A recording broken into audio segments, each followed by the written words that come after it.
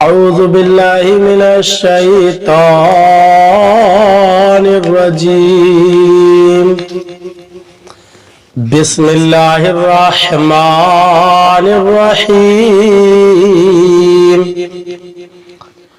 ومن يقتل مؤمنا متعمدا فجزاؤه جهنم خالدا فيها وغضب الله عليه ولعنه وأعد له عذابا عظیما.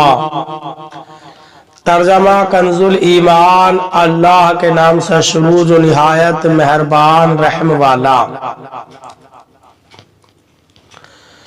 اور جو کوئی مسلمان کو جان بوجھ کر قتل کرے تو اس کا بدلہ جہنم ہے کہ مدتوں اس میں رہے، اور اللہ نے اس پر غضب کیا اور اس پر لعنت کی اور اس کے لیے تیار رکھا بڑا عذاب.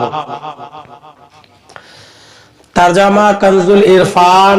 اور جو کسی مسلمان کو جان بوجھ کر قتل کر دے تو اس کا بدلہ جہنم ہے، عرصہ دراز تک اس میں رہے گا، اور اللہ نے اس پر غضب کیا اور اس پر لعنت کی اور اس کے لیے بڑا عذاب تیار کر رکھا ہے.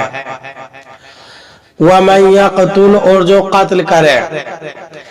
اس سے پہلی آیت میں غلطی سے کسی مسلمان کو قتل کر دینے کا حکم بیان کیا گیا، اور اس آیت میں جان بوجھ کر کسی مسلمان کو قتل کرنے کی اخروی وعید بیان کی گئی ہے. کسی مسلمان کو جان بوجھ کر قتل کرنا شدید ترین کبیرہ گناہ ہے، اور کثیر احادیث میں اس کی بہت مذمت بیان کی گئی ہے. ان میں 4 احادیث درج ذیل ہیں. ایک، حضرت انس رضی اللہ تعالی عنہ سے روایت ہے کہ تاجدار رسالت صلی اللہ علیہ وسلم نے ارشاد فرمایا، بڑے کبیرہ گناہوں میں سے ایک کسی جان کو ناحق قتل کرنا ہے. 2، کسی مسلمان کو ناحق قتل کرنے والا قیامت کے دن بڑے خسارے کا شکار ہوگا. حضرت ابوبکر رضی اللہ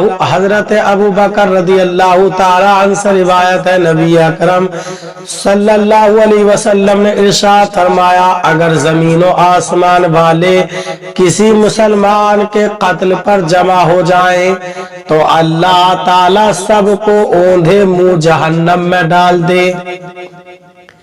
3، حضرت ابوبکر رضی اللہ تعالیٰ عنہ سے مروی ہے، رسول اکرم صلی اللہ علیہ وسلم نے ارشاد فرمایا، جب 2 مسلمان اپنی تلواروں سے لڑیں تو قاتل اور مقتول دونوں جہنم میں جائیں گے.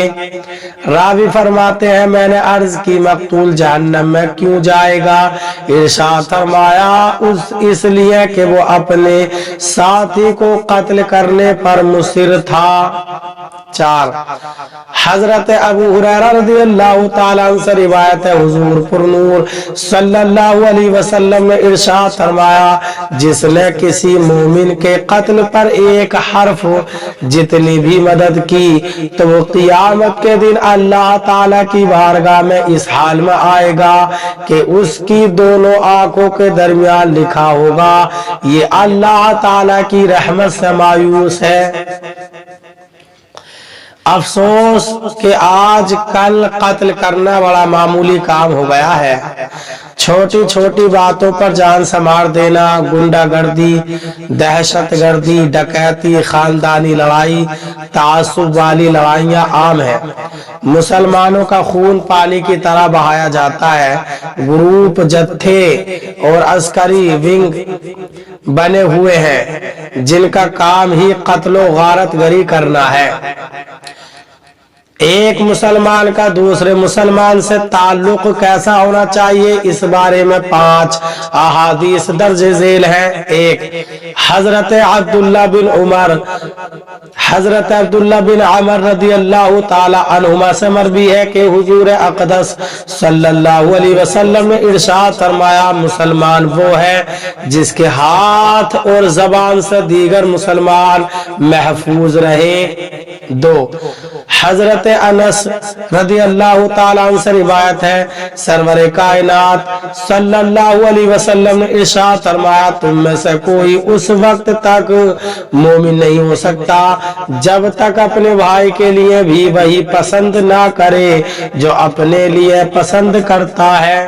3 حضرت ابو ہریرہ رضی اللہ تعالیٰ عنہ سے روایت ہے سرکار دو عالم صلی اللہ علیہ وسلم نے ارشاد فرمایا مسلمان کا بھائی ہے نہ اس پر ظلم کرے نہ اسے حقیر جانے۔ تقوی یہاں ہے اور اپنے سینے کی طرف 3 بار اشارہ فرمایا۔ انسان کے لیے یہ برائی کافی ہے کہ اپنے مسلمان بھائی کو حقیر جانے۔ مسلمان پر مسلمان کی ہر چیز حرام ہے، اس کا خون، اس کا مال، اس کی آبرو۔ 4 حضرت عبداللہ بن عباس رضی اللہ تعالیٰ عنہ سے مروی ہے سرور دو عالم صلی اللہ علیہ وسلم نے ارشاد فرمایا وہ ہم میں سے نہیں جو ہمارے چھوٹوں پر رحم نہ کرے اور ہمارے بڑوں کی تعظیم نہ کرے اور اچھی باتوں کا حکم نہ دے اور برائی سے منع نہ کرے۔ 5 حضرت عبداللہ بن مسعود رضی اللہ تعالیٰ عنہ سے روایت ہے تاجدار رسالت صلی اللہ علیہ وسلم نے ارشاد فرمایا مسلمان کو گالی دینا فسق اور قتل کرنا کفر ہے۔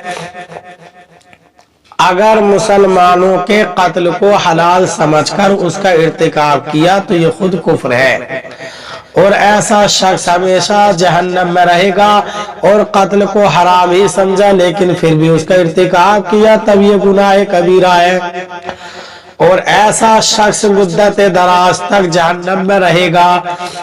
آیت میں خالدن کا لفظ ہے، اس کا معنی ہمیشہ ہوتا ہے اور دوسرا معنی عرصہ دراز ہوتا ہے۔ یہاں دوسرا معنی میں مذکور ہے۔ اللہ تعالی ہمیں قرآن پاک پر صحیح معنی میں عمل کی توفیق عطا فرمائے۔